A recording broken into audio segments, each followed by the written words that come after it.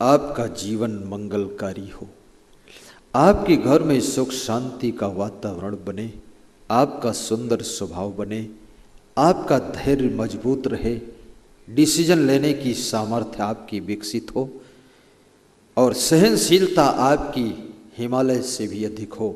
हिमालय खिसक जाए पर आप कभी अपने लक्ष्य से, संकल्पों से खिसके ना। और कांटों के बीच में जैसे गुलाब खिलता है, ऐसे आपकी जिंदगी गुलाब की तरह दुनिया के दुखों के कांटों के बीच में खिली रहे, आपकी खुशबू चारों तरफ फैलती रहे। आप यशस्वी बने, कीर्तिवान बने, आप धनवान बने, ऐसी मैं शुभकामना करता हूँ। सृष्टि में मनुष्य एक ऐसा प्राणी है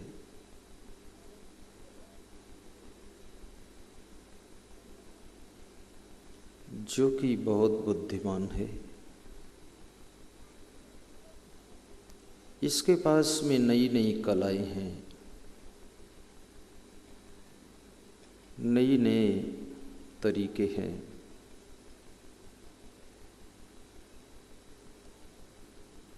जितना दुनिया में भौतिक विकास दिखाई दे रहा है, सब इसी मनुष्य की देन है। ये सुंदर से सुंदर मकान भी बनाता है और बनाए हुए मकान को देख करके स्वयं खुश भी होता है, दूसरे भी खुश होते हैं।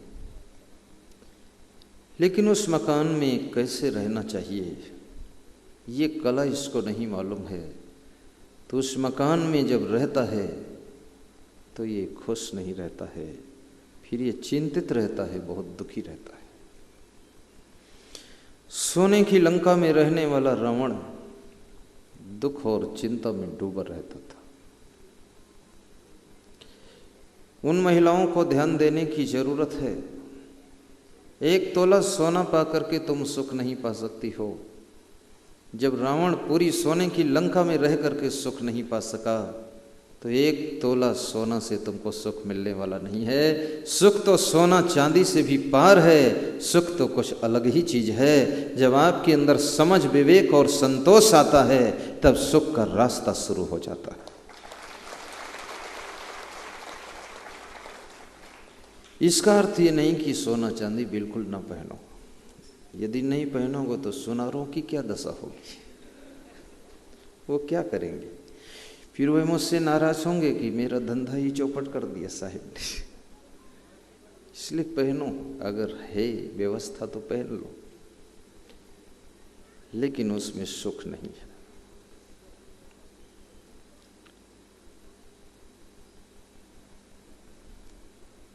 सुंदर मकान बनाओ,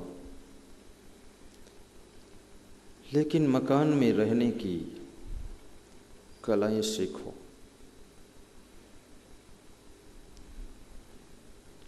किसी विचारक ने कहा है कि सांप टेढ़ा मेढ़ा चलता है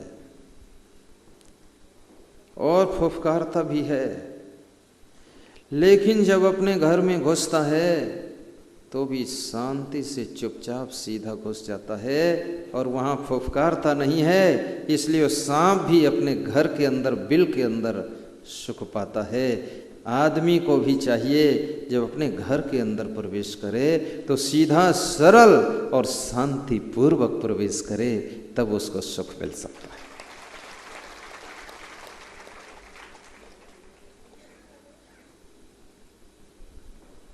सुनना एक बहुत बड़ी कला है। जो आप सुन रहे हैं ये भी बहुत बड़ी कला है, लेकिन सुनना फर्स्ट स्टेप है, उसको समझना सेकंड स्टेप है, और मनन करना थर्ड स्टेप है, फिर जीवन में उतार लेना लास्ट स्टेप है। कितने लोग सुनते तो हैं पर समझ नहीं पाते हैं, समझते तो हैं पर फिर मनन नहीं कर पाते हैं, और मनन करते हैं फिर जीवन में उतार नहीं पाते। ज्ञान ऐसा नहीं है कि केवल मैं ज्ञान देता हूँ, ज्ञान तो आपको सब जगह मिल जाता है। मैं उस ज्ञान को आचरण में उतारने की आपको शक्ति प्रदान करता हूँ कि ज्ञान तो आपको पहले से बहुत कुछ है, लेकिन वो ज्ञान आपके आचरण में उतर जाए, इसलिए हम आपको ताकत प्रदान करते हैं। अन्यथा शराब की बोतल पर भी लिखा है कि शराब पीना स्वास्थ्य के लिए हानिकारक है। सिगरेट की डिब्बी पर लिखा है सिगरेट पीना स्वास्थ्य के लिए हानिकारक है। पुड़िया पर लिखा है, तंबाकू की पुड़िया पर, कि तंबाकू से कैंसर होता है। और जिस दुकान पर पुड़िया और तंबाकू बिकती वहाँ पर बोर्ड लगे हैं तंबाकू से कैंसर होता है, फिर भी कितने हिम्मती लोग हैं तंबाकू खरीदते हैं और वहीं खाते हैं और बोर्ड को पढ़ते हैं, बोर्ड पर थूक देते हैं, होगा कैंसर तो देखा जाएगा, बोर्ड की ऐसी तैसी कर देगा। कितने लोगों के पास दुस्साहस है। ज्ञान तो लिखा है पर जीवन में उतर नहीं रहा है। कई बार लोग सुनते हैं गाली देना ठीक नहीं है, लेकिन जिंदगी में ऐसा मौका आता है तो बहुत गाली निकलती है। संतोष कर लेना चाहिए, पर संतोष करने का जीवन में जब चांस आया तो लड़ाई झगड़ा मार काट सब घर में शुरू है। संतोष नहीं आ रहा है। संतोष से कोई चिड़िया का नाम नहीं है। संतोष की परीक्षा उस समय होती है जिस समय आप ऐसी परिस्थिति में गुजर रहे हैं कि आपका हक भी है, आपका अधिकार भी है, आपको इतना मिलना ही चाहिए, लेकिन कोई अगर आपके साथ में चालाकी कर रहा है, अपना ही आदमी है, चालाकी करने के लिए कोई दूर का नहीं आएगा, अपने लोग ही आपके साथ चालाकी करेंगे। उस समय यदि आपने संतोष कर लिया तो समझ लो आपने अपनी जिंदगी में ज्ञान को उतार लिया है। उत्तर प्रदेश बाराबंकी जिले की एक छोटी सी कहानी है।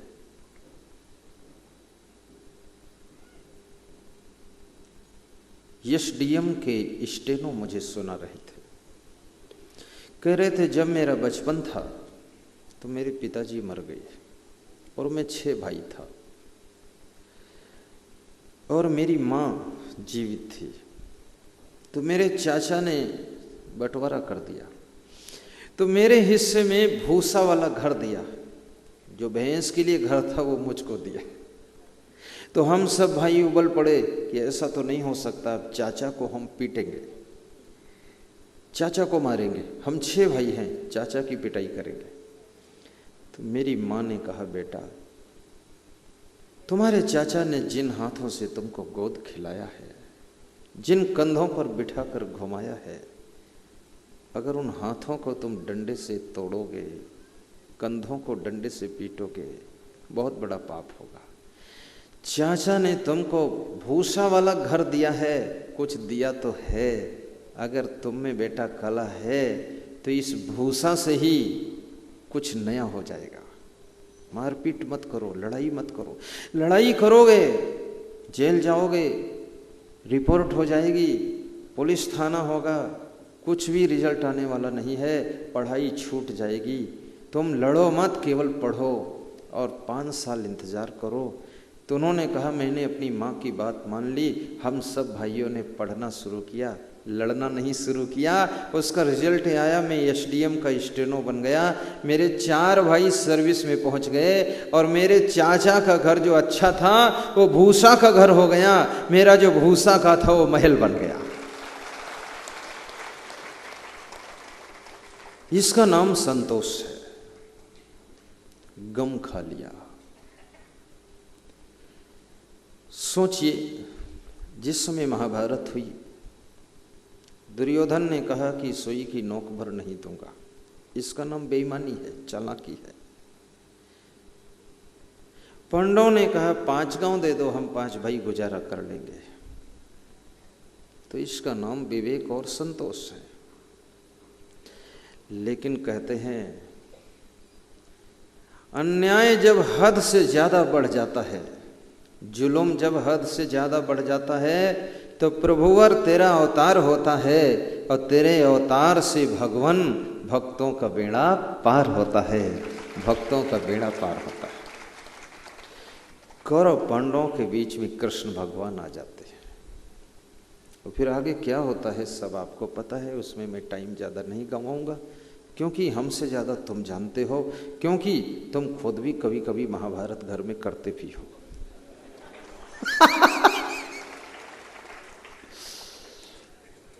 कितने घरों में महाभारत हो रही है, कोई गम नहीं खाना चाहता है, कोई अपने आप को कम नहीं समझता।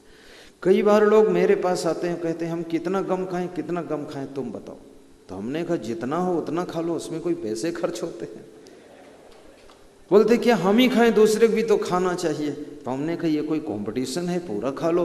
अभी खीर हो एक कटोरी तो नहीं कहोगे दूसरे खाना चाहिए, पूरी कटोरी भर खा लोगे। और गम खाना है तो कहते हो दूसरे खाना चाहिए। अरे तुम ही खा लो, तुम खा लो जो इतनी खानी है, बाकी दूसरा खाए न खाए वो उसका काम है, तुम गम खा लो।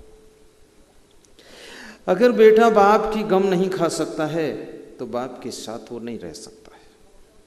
याद रखना, चाहे जितना किसी से तुम्हारा प्रेम हो, स्नेह हो, लगाव हो, यदि गम नहीं खा सकते हो तो उसके साथ में तुम नहीं रह सकते हो, और उसको क्षमा नहीं कर सकते हो तो उसको तुम अपने साथ में नहीं रह सकते हो। जब तुम उसकी गलतियों की गम खा लेते हो और अपनी गुस्सा को शांत करने के लिए उसको क्षमा भी कर देते हो तो दोनों का साथ निभ जाता है।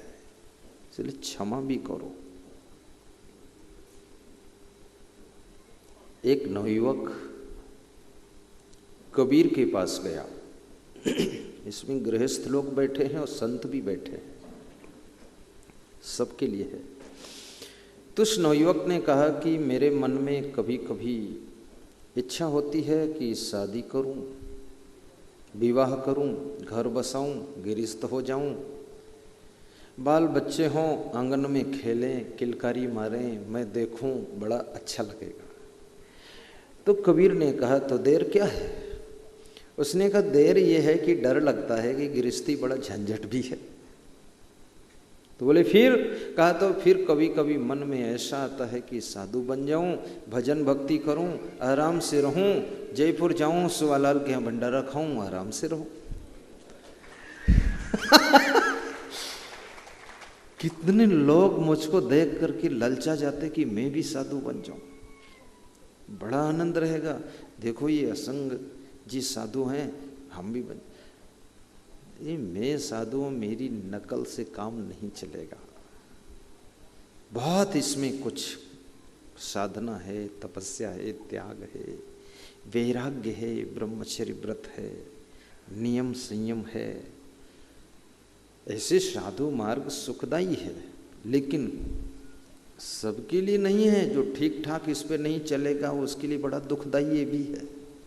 खाली कपड़ा लपेट लो फिर चुप्पे चुप्पे बीड़ी पियो तो दुखदायी ही है। कितने साधु लोगों को देखता हूं इतना गांजा पीते हैं, बोल बम लगा दम, निकाल दम, कोई नहीं गम, बोलते रहते, लाल पीली आंखें, सब गाल सूख गए, हड्डी सूख गई, खाल सूख गई, सब नसें निकल गई। एक हमने साधु से कहा कि आपकी तो हड्डी भी अलग दिखाई दे रही। बोले ज्यादा कोई बोले उसकी भी हड्डी अलग कर दूंगा। तो हमने कहा बस हो गया। अब इतना क्रोध भरा है अंदर, जरा भी शांति नहीं है। तो कबीर ने कहा तो साधु बन जाओ, जो इच्छा हो।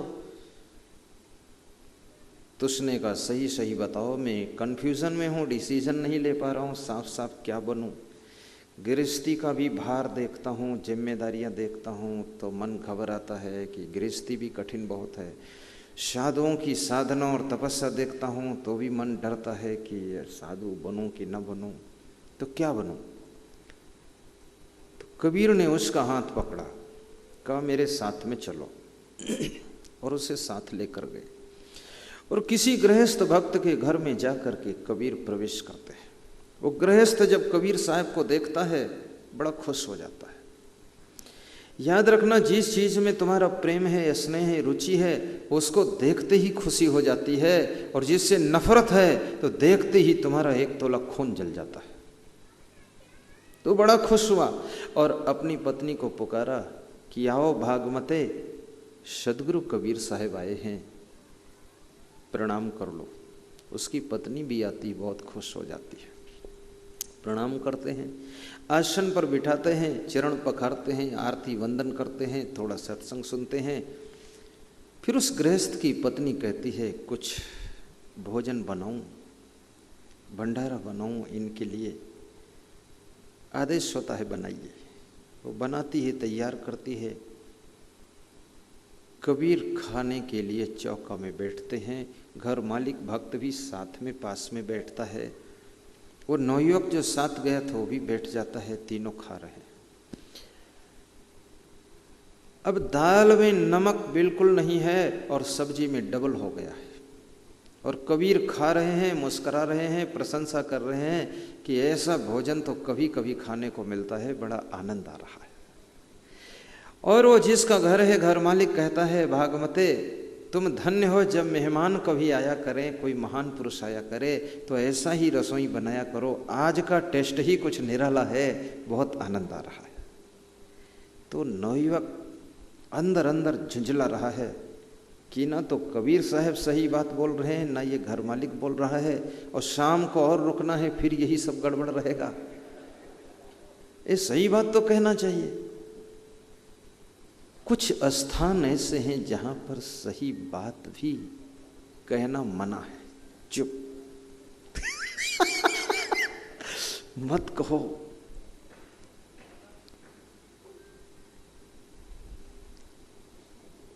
नवयुवक अंदर अंदर उलझ रहा है।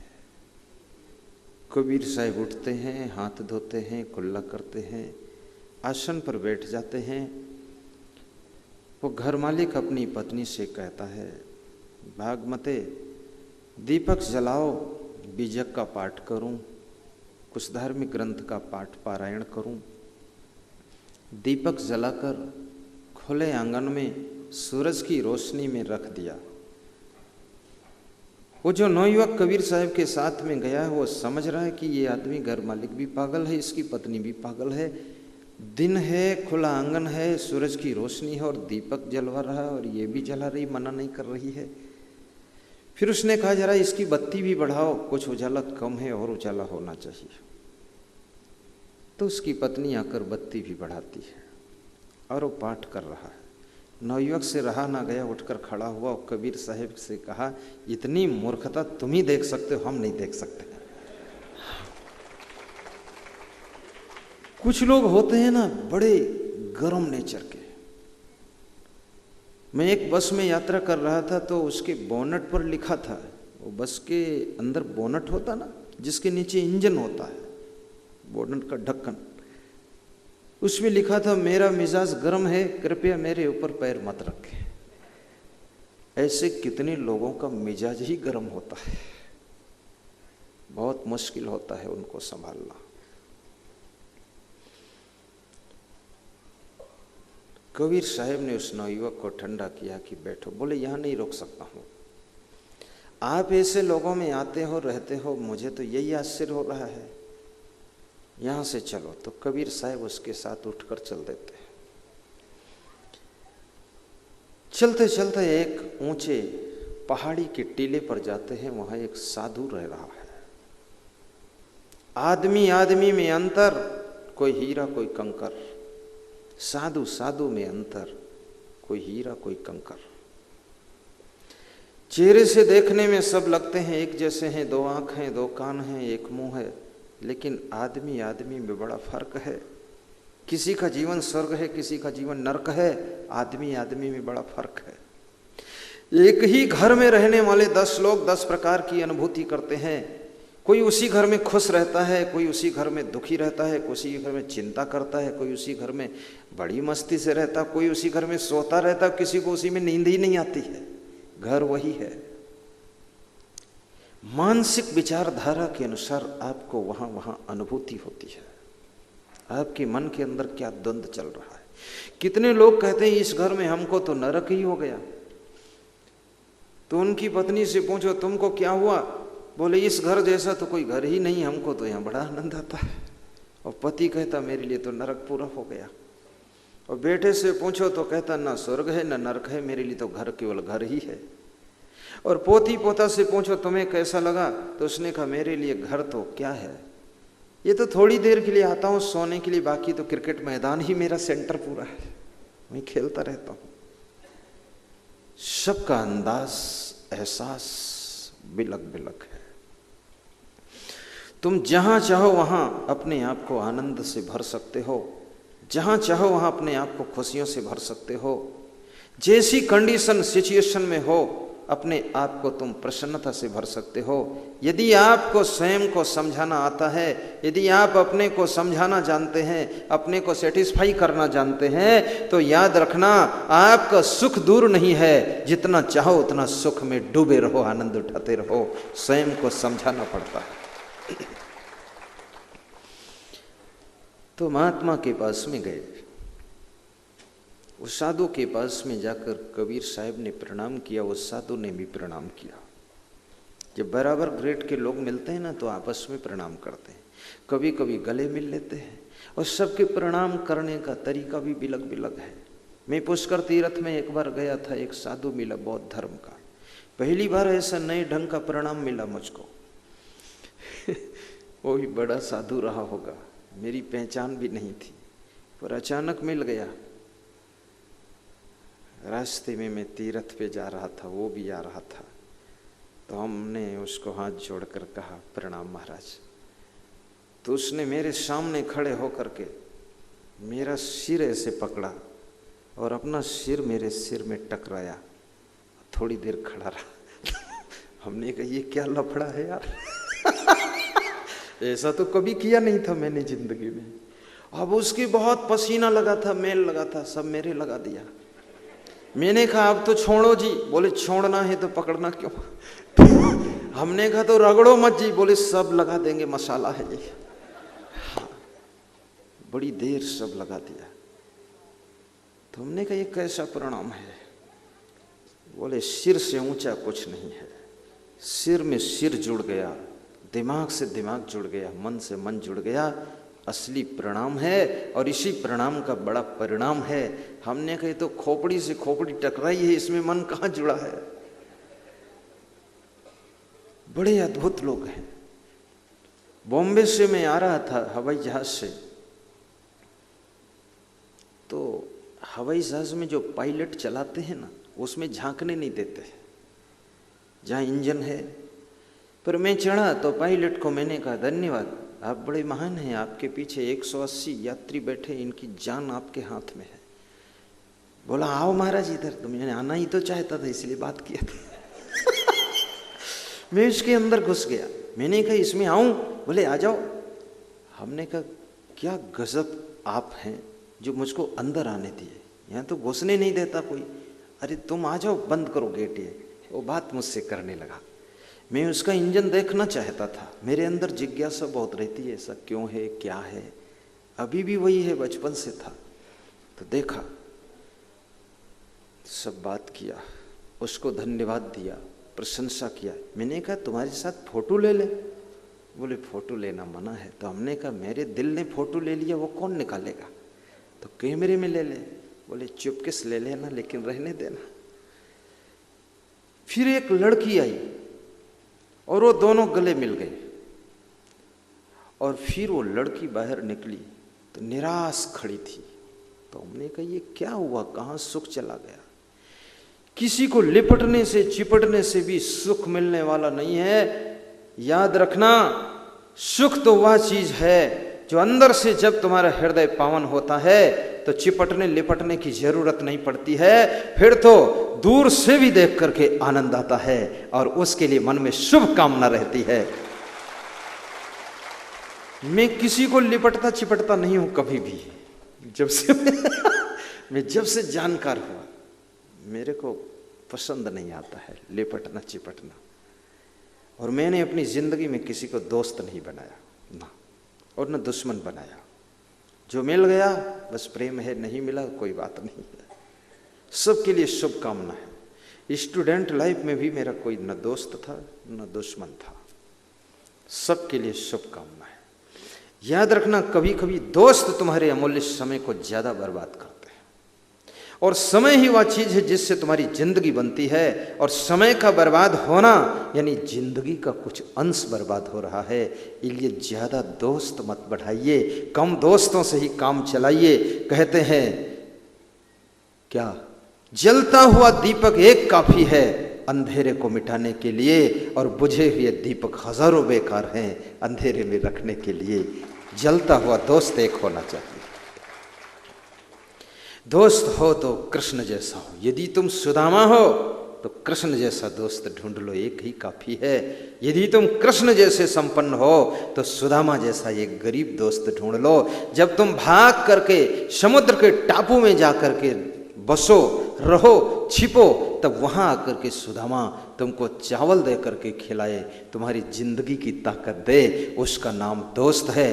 दोस्त तो उसे कहते हैं जो आपत्ति काल में काम आ सके, और जो खुद आपत्ति में तुमको फंसा दे वो दोस्त नहीं है, वो मीठा दुश्मन होता है।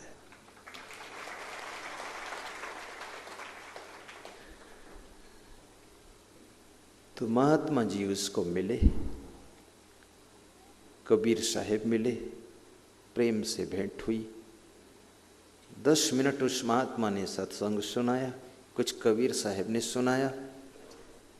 फिर कबीर साहब ने उस बुजुर्ग साधु से पूछा, तुम्हारी क्या उम्र है? तो उसने कहा, ज़्यादा नहीं है, 80 वर्ष है। 10 मिनट के बाद फिर कबीर साहब ने पूछा, बाबा उम्र भूल गई आपकी, कितनी है? फिर से बता दो कितनी उम्र है। बोले 80 है, 80 ज़्यादा नहीं है। फिर कबीर साहब उठकर चल दिए। 10 मिनट बाद फिर घूम कर लौट कर आए। बोले बाबा उम्र फिर भूल गई, तो पूछने आया हूँ कि आपकी उम्र क्या है? तो उसने कहा 80 है। कबीर साहब कितना भूलते हो? 80। वो नवयुवक भड़क गया। उसने कहा कि अब की भूल जाना तो हम ही से पूछ लेना, इधर आओगे तो तुमको ठीक कर दूंगा। फिर तो कबीर साहब ने कहा, तुम क्यों परेशान हो रहे हो? वो जिससे उम्र पूछ रहा हूँ 3 बार पूछा हूँ, उसको कोई परेशानी नहीं, तुमको क्या परेशानी?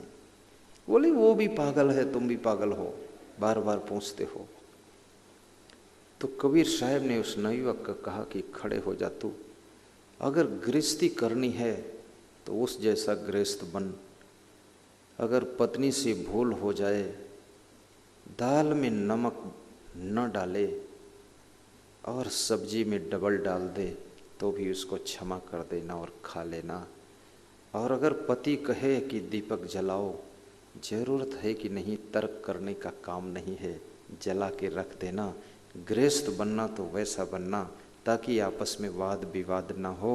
और अगर संत बनना तो ऐसा बनना, कोई 3 बार पूछे या 30 बार पूछे तो भी उसको जवाब दे देना, पर उलझना मत। संत बनो तो ऐसा बनो, गृहस्थ बनो तो वैसा बनो, दोनों में से कोई बनो, लेकिन ठीक बनो। और ठीक नहीं बनना है तो यहाँ से चले जाओ, जो बनना वो बनो जा करके।